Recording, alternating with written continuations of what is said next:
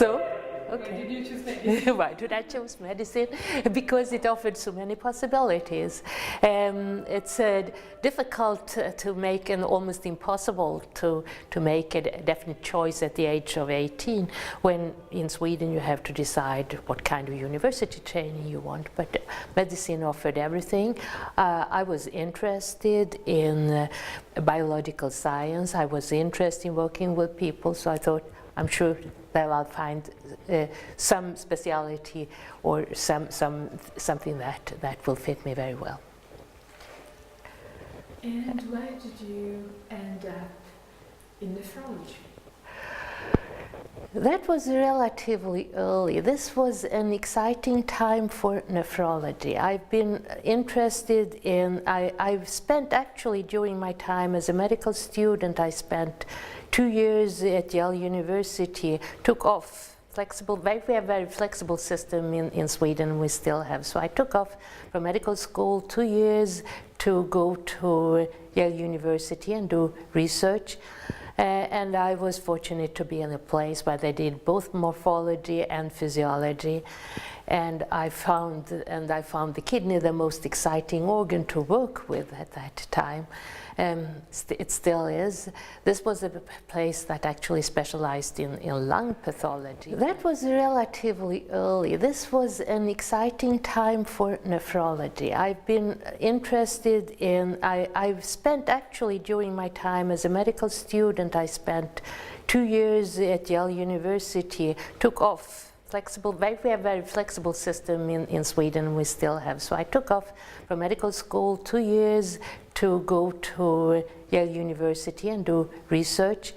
And I was fortunate to be in a place where they did both morphology and physiology. And I found the kidney the most exciting organ to work with at that time. It still is. This was a place that actually specialized in lung pathology, but I found the kidney more interesting.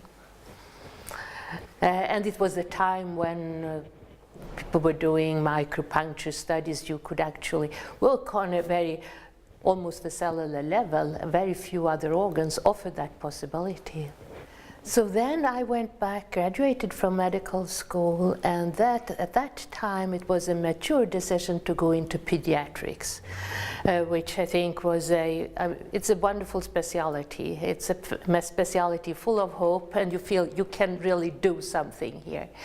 And then with my background then in knowing about or being so fascinated by the way that the kidney works, at that time, newborn infants, well, at that time there was a big change in pediatrics in that we could all of a sudden save then infants that were born 10 weeks before term.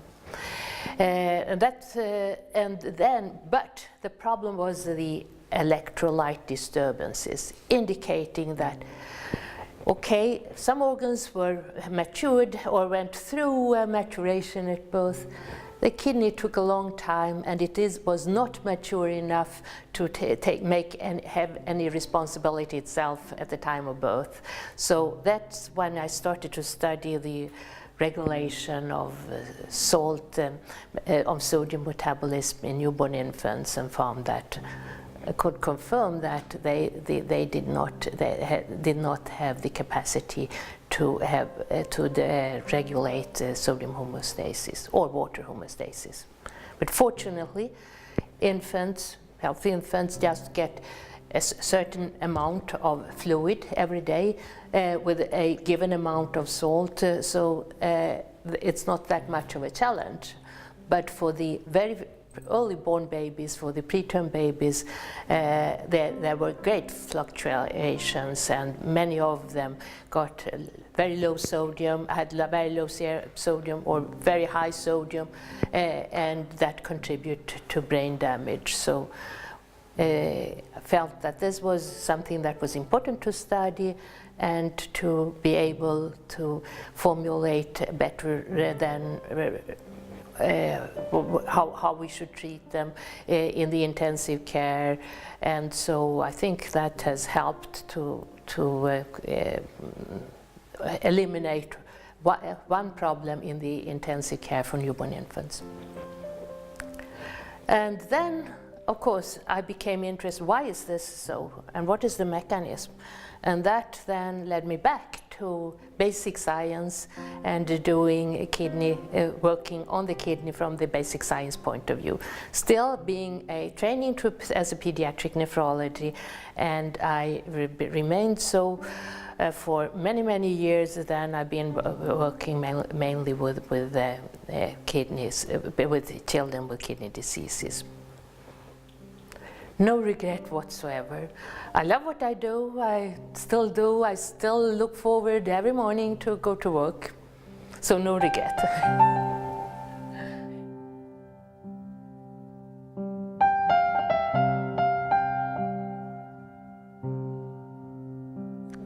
Okay, well, my first mentor was Professor Eivor Libo, Professor of Pathology at Yale University, from whom I learned the basics about science and the importance to combine to understand both function and structure.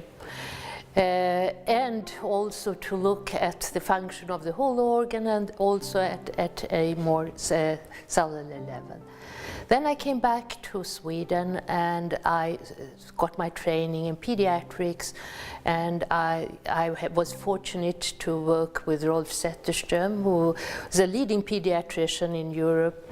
And from him I learned how to approach children, how to understand them, and to ask the relevant questions. And I think this has been very important for me throughout my career, that to base your research on medically relevant questions. The third important mentor is Paul Greengard. He is a professor in neuroscience at Rockefeller, a Nobel laureate about 10 years ago. And this was a time when our group had been identifying dopamine as an intrarenal hormone, and we found the target for it. It was the salt pump, the sodium potassium ATPase. And Paul Greengard, being the world then authority on dopamine in the brain, he actually recruited me to neuroscience. So since then, since my first meeting with Paul, I think I've divided my attention scientifically between the brain and the kidney, and finding great similarities. I mean, these are the two organs that are responsible also for all kind of homeostasis, from your behavior to the way that you control your water homeostasis. The cells are the most then are totally dependent on an appropriate ion transport. So we worked together in parallel on studies on the neuron and on the nephron, and learned a lot from that. Besides, I learned from Paul how to also approach and to how to I would say evaluate and interpret the results, and never hesitate to accept unexpected results.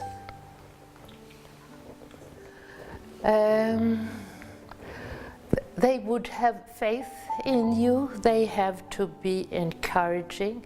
You have to look up to them because of their knowledge and their integrity.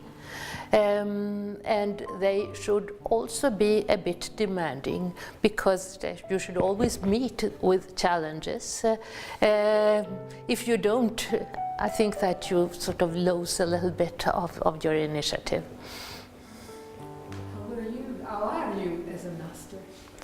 Oh, you have to ask my students. But I've had quite a lot of both PhD students and postdocs.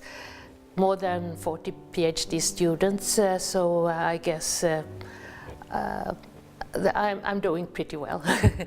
Yeah, I'm trying to live up to my ideals, not all the time. It doesn't work all the time, but it's to have confidence in the students and to make them also understand the beauty of science, but also that you have to strive for perfection. I think it's the most extraordinary thing to understand or see something that has not been there seen before, and every time to discover how clever nature has been. Always be sort of, you have a hypothesis or you write a grant, and sometimes it turns out almost as you wrote, but nature is always a little bit smarter than you, and then when you can realize that and see that, that's great. Those are the great moments. And then if that in addition has an impact, a medical impact, it's wonderful. I think I enjoy having PhD students and postdocs, to meet with them. I think one-to-one, that's what I enjoy the most, or to meet with a small group of students. And they should also be brave to dare to argue against me. That's what I enjoy the most.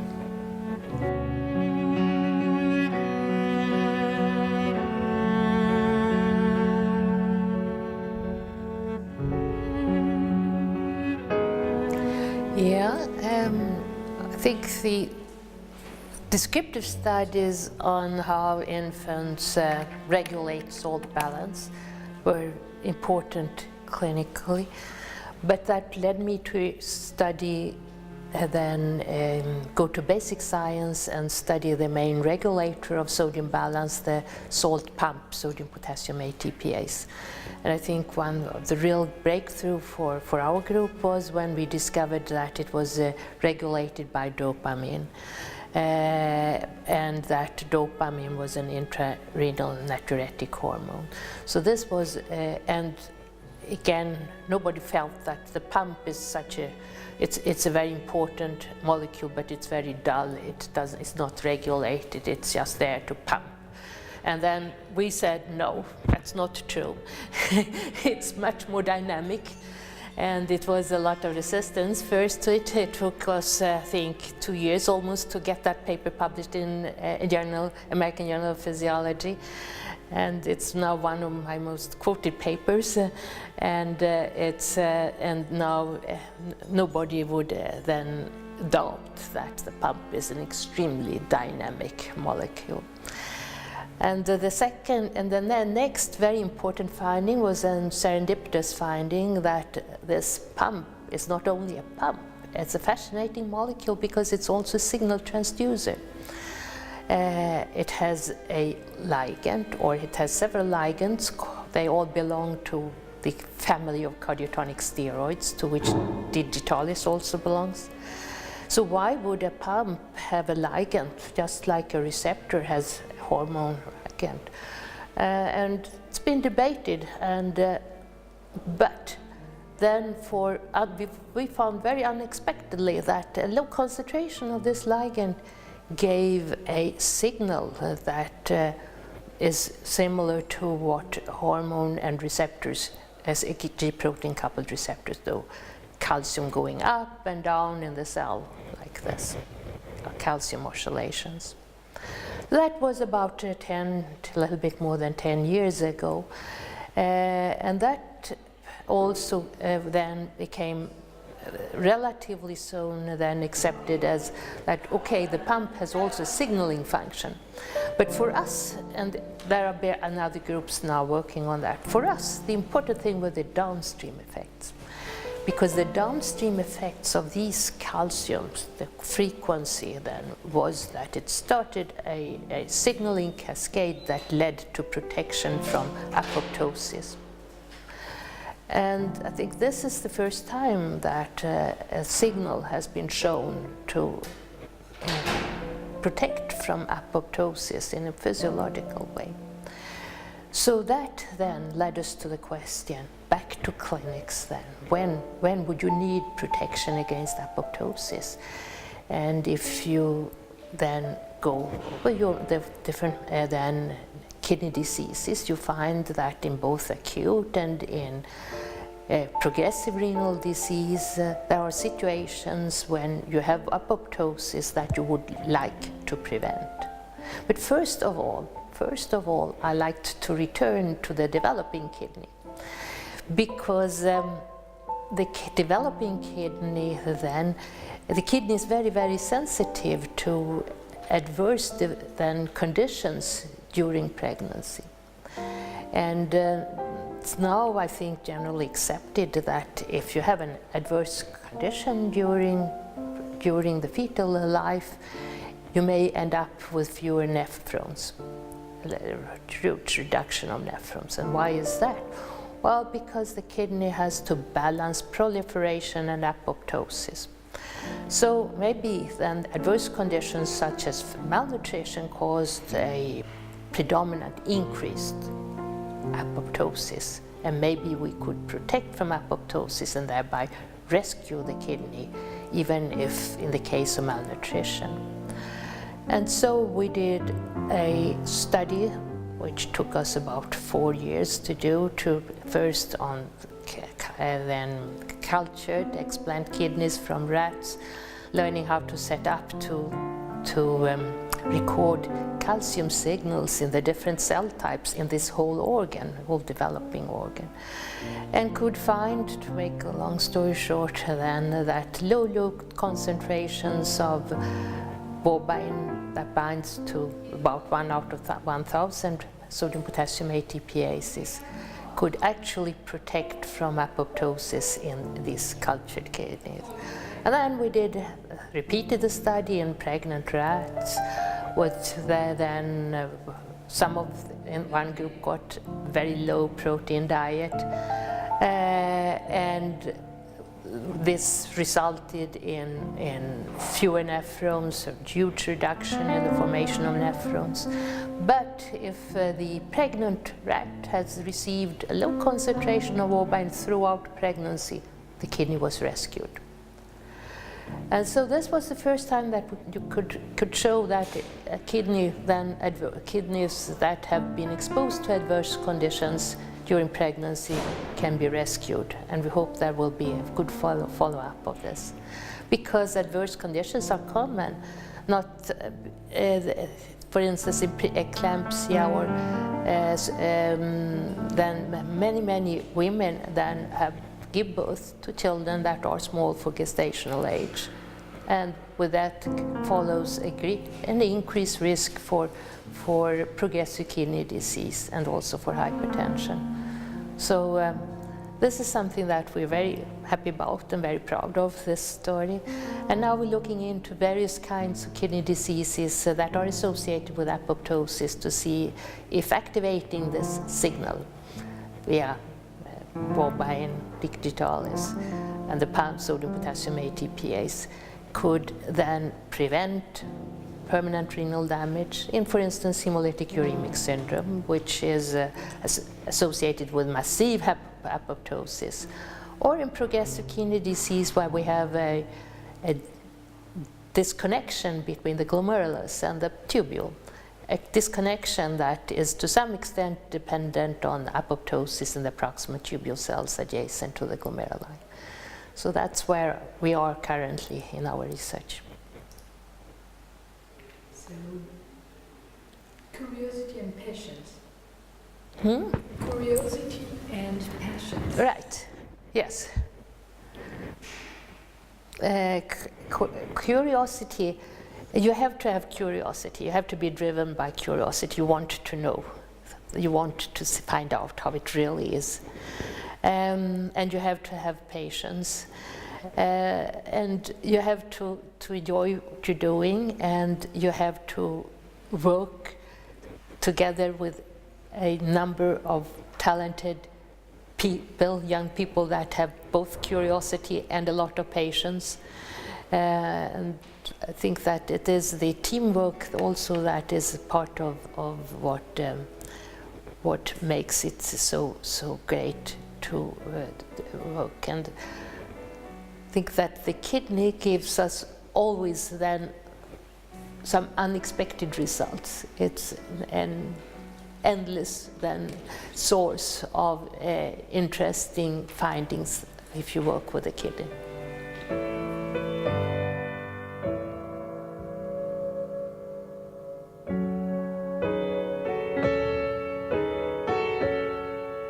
Did I enjoy best? I think it is. I think it is very. Then it's a great to be able to follow up patients, to be able to see when you can follow up children from if they have entered the emergency room for disease.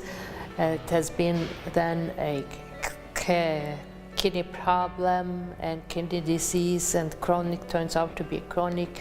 You don't really know how it's going, but then to follow up and see how you can make cure or at least get rid of the symptoms and to provide a good life for your children and for the family. It's you don't have one patient when you work in pediatrics. You have the whole family. I think that then to see then that those that were have had some serious malformation were born with malformations then, and were treated and worked together, close together with a surgeon to make the parents very confident in that we could improve the situation, and then to follow up and to so there will be some residues. These children, many of them then will have some permanent kidney damage, which they have to make adaptation, but they could live with it. And to explain as the child grows up, I become very close then, but to the family, and to explain to the child about the disease, and to see that once the child understands what was wrong, they cope with it even better. That's a good feeling when you can see that yeah. And no, well, it should be. You must first of all, you must be very professional. It's easy to feel very emotional for the children, but at the same time to balance that, to be very, very professional. You're not part of the family. You are the doctor, because the patient and the family has to have confidence in your professionalism, that you are the best doctor they could go to. So it's a balance between being very close and very professional.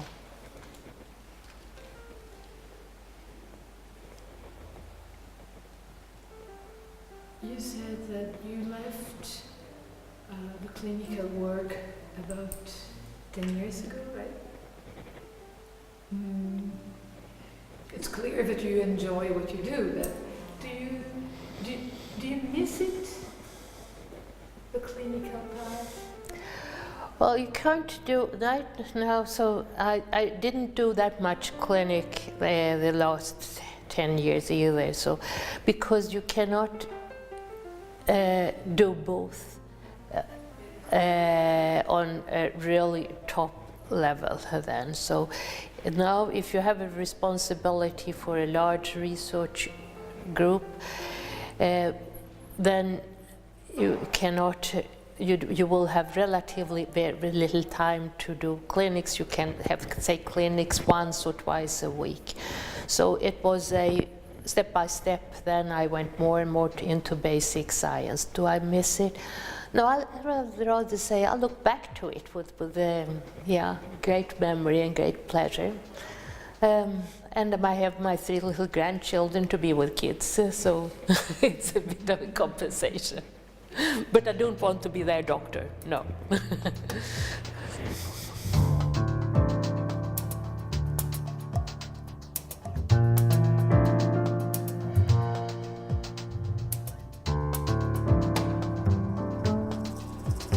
Well, the time when I became professor of pediatrics, at that time, which was about 20 years ago, we were still also in charge of the clinic. That's where I also saw I had felt that I should play a role for organizing pediatrics. I would like to merge the pediatrics in Stockholm so that those that have chronic diseases that would need really highly specialized doctors, that it was merged into one place. So then I started and led the project of building a pediatric hospital within the Karolinska hospital in Solna. We call it Astrid Lindgren Children's Hospital. It's a Swedish very famous storyteller for children, Astrid Lindgren, and it has worked out well. It was a different kind of professional experience, but I truly enjoyed that also. We wanted, well, it was to bring together we have, I mean, to the emergency room come children that have a cold or something with the ears or so on. But then, and so sometimes we are overwhelmed with this. But this was to build a hospital for those children that have chronic disease and that really would need top specialist care, so that the parents will never ask the question, if I had lived some other place in the world, would I have gotten a better care then? That was, I think, the motivation for us to bring together all those that were specialists in neurology or in oncology or in diabetes and in nephrology. So this was the motivation for us. And to build a hospital which is based on the child, so to speak. It goes from the child that this should be some place where even if they have a chronic disease, they would feel safe and not be afraid to go to the hospital. They would feel that, okay, it's a second home. The setting was first also that pediatrics, I strongly believe that good clinic requires good research. So you have to have it together. And so one thing was that we wanted to build in a research lab, a large research lab,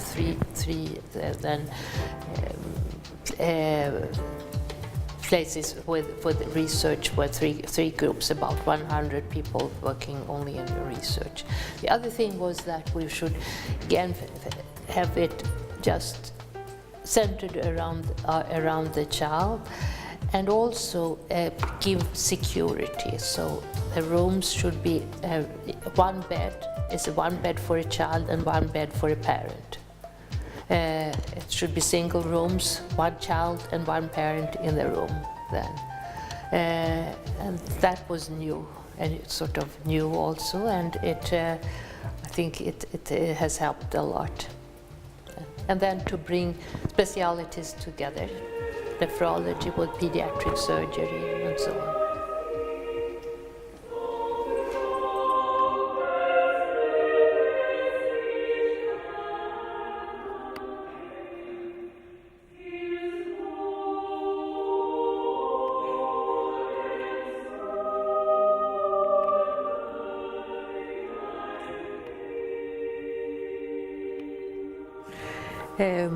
In general, yes.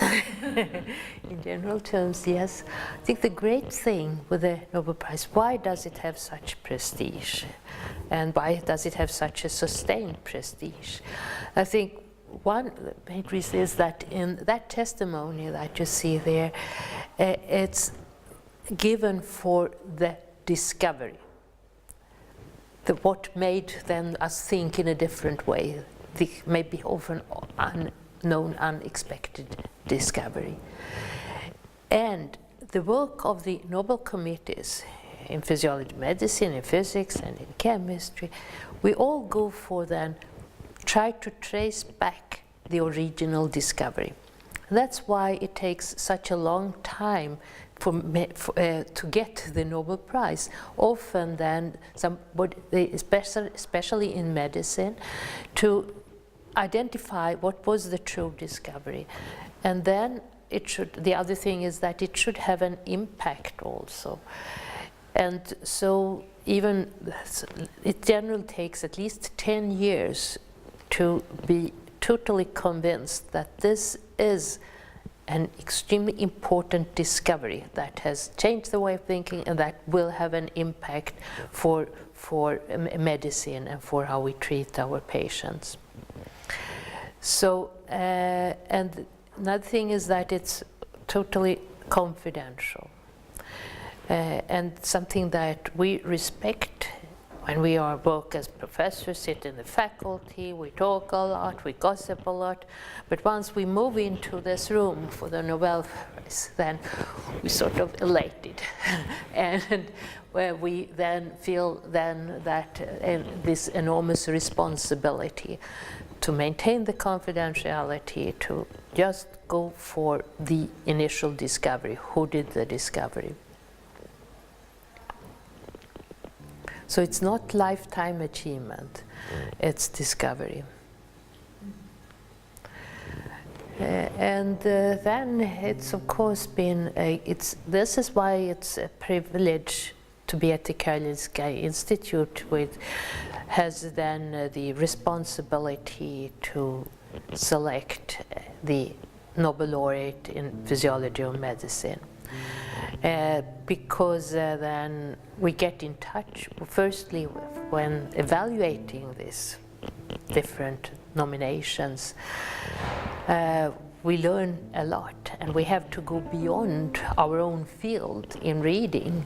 So that's one of the many good things that come out of that.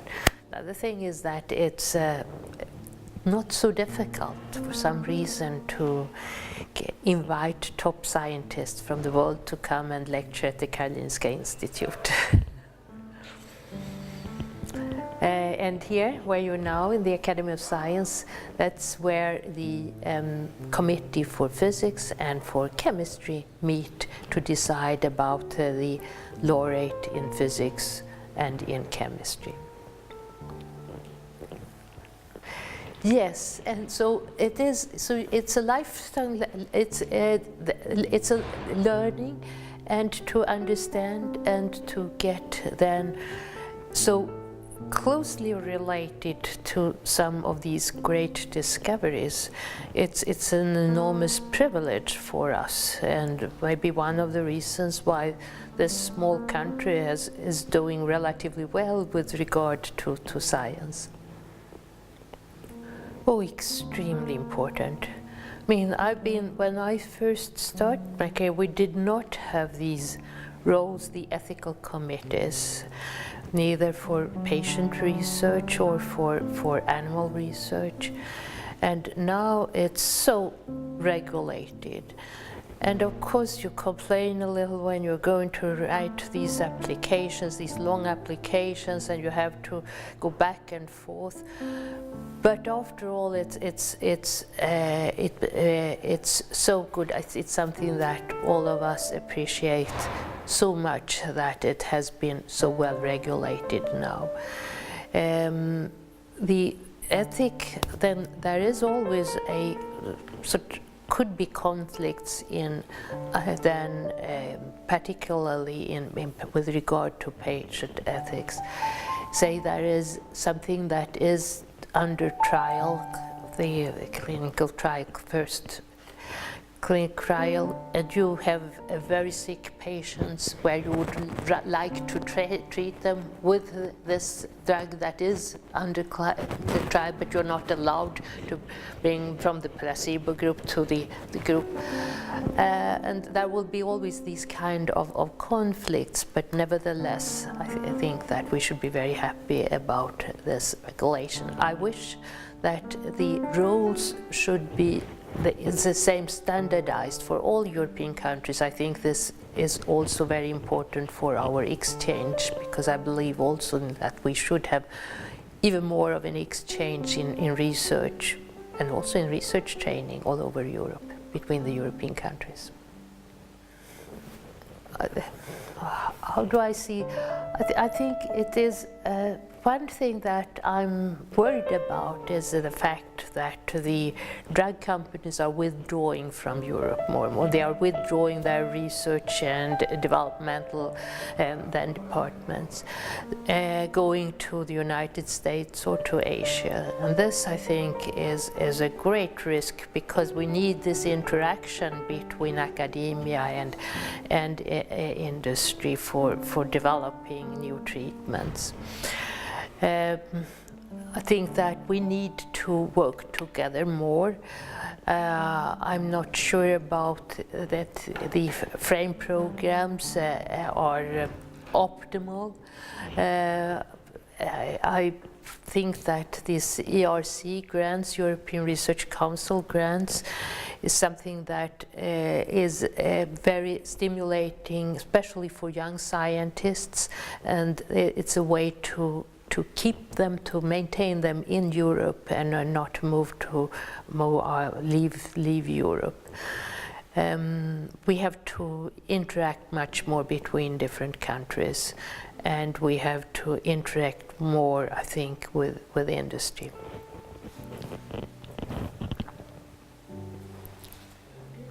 I think there are many factors that have contributed to this, if we then talk only now about life science. So firstly, I think that the flexibility of medical schools in Sweden has helped, that you have been allowed to take off a couple of years and do research. Because it's then to become a clinical scientist, a good clinical scientist, is very difficult. If you go through medical school, your specialty training, and then start at the age of 35 to do research. So this flexible system that allows sort of a sandwiched training in both research and medicine has been very important. The Nobel Prize, of course, is very much of an inspiration for us. And also the high level of the thesis that in Sweden, I think, because we have worked on having a very high standard of the thesis, and it's also previously no longer so, which worries us a bit. It used to be a huge credit, so that in order to become the head of a, say, surgical department anywhere in the country, hospital, then it was definitely a great credit to have a PhD also. And so it has been, science has been important and has been an important part of our training. We see a reduction of time for clinicians to do science those days. We're worried about that, very much so. I guess it's not unique for Sweden, but it's something that worries us a lot. I think that this is something that we really have to fight for, to keep the clinical scientists, because without clinical scientists, then the medical research and particularly the impact for our patients will go downhill. Firstly, free time, early training in science, the chance to get a fellowship during your time in medical school or immediately after you graduate from medical school. And then to get, once you have your training and work as an MD and you do have had a scientific training, for 2 years or for longer, or PhD, then you should have the chance to continue. So at least at the university hospitals, there should be great possibilities to then have protected time, that is, to have continuous time for research. Maybe 6-month research, 6-month clinic. And that's the only way, because you can't start doing good science at 5:30 in the afternoon. Yeah, I mean, I think that we should not only ask for more money, redistribution of money is a good way. And also, when we train research, we should all be very open-minded and also have some contact. Maybe sometimes we should have a co-supervisor from an RD department in the industry, and we should also, so that we learn to communicate better. Yeah, that's what I think is important. No, well, I think that it's important to provide then young medical students and just graduate students with the possibility to do some clinical, to do some scientific work. I believe that it's very, very linked together, the quality of medicine with the quality of research. Also about mobility, that we should be very open to send our students, send our postdocs to not only send them out to the United States, we should exchange in Europe much more. And I don't understand why we don't do that. It's something that we should work for, I think.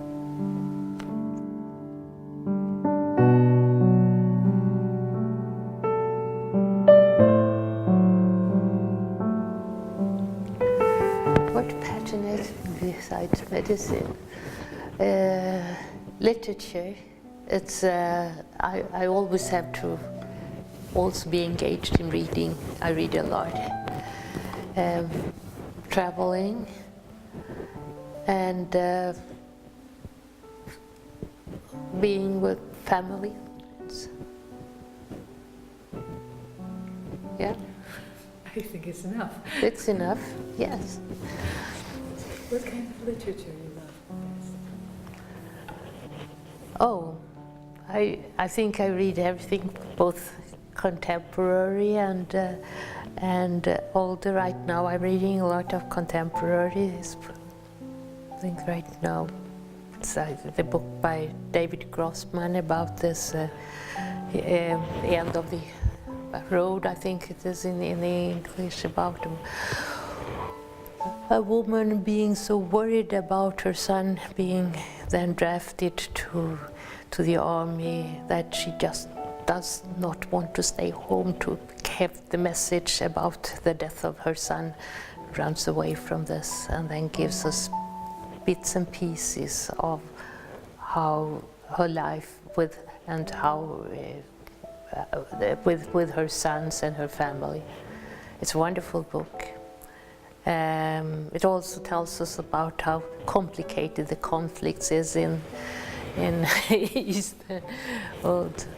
So that's right now. That's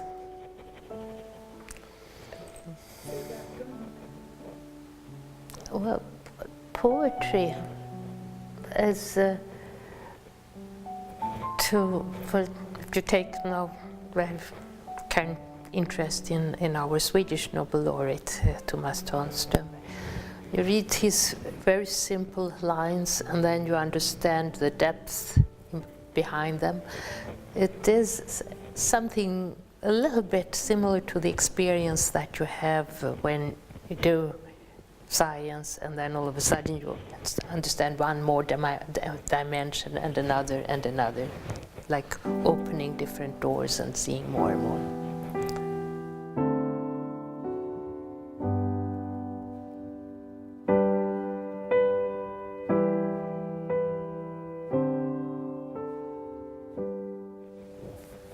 I think it's just to say that it's a very good choice to start in medical school, that's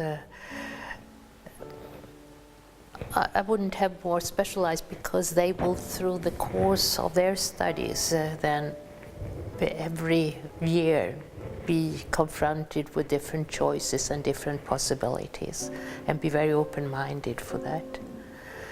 The other question was somebody that has graduated from medical school and wants to become a nephrologist. Well, as you've heard me say many times, I believe in that good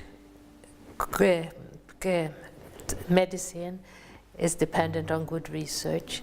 I would then suggest that they take at least a year of scientific training in order to be able to understand the disease processes better, that they will see that. And then see how much would they like. But I think that if you want to only do something more than routine work, if you want to become a specialist, it's very important and extremely helpful for your whole career if you've also had some scientific training.